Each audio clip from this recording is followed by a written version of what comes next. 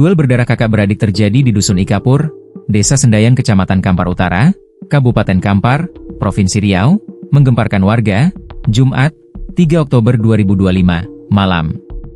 Akibat insiden tersebut Risman Rianto alias Anto, 43, tewas meninggal dunia setelah ditebas sang kakak Ahmad Holis alias Holis, 49.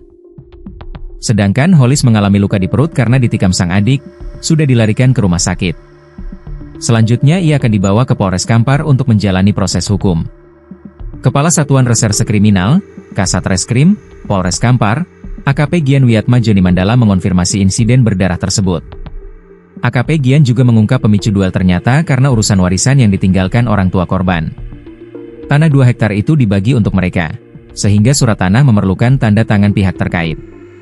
Kejadian bermula ketika si adik sambil membawa surat tanah menemui abangnya yang sedang berada di warung, sekitar pukul 19 waktu Indonesia Barat.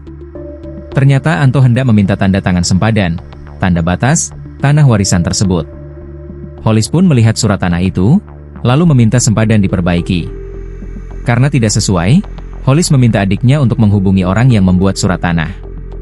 Kendati demikian, Anto tetap ngotot meminta surat tanah itu ditandatangani. Karena sudah tersulut emosi, Anto langsung menyerang Holis menggunakan pisau. Anto menikam perut sebelah kiri, kepala dan lengan kanan Holis. Seorang warga bernama Nurman melerai mereka. Saat itu si abang mendapat kesempatan untuk lari dari serangan adiknya.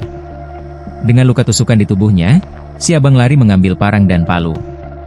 Perkelahian pun berlanjut sampai si adik tumbang dan akhirnya meninggal.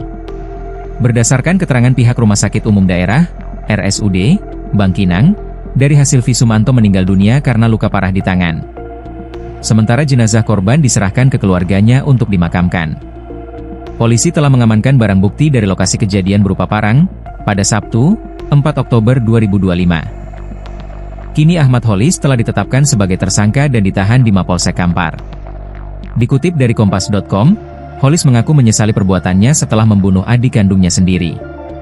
Ia mengatakan selama ini tidak pernah bermasalah dengan adiknya, Risman.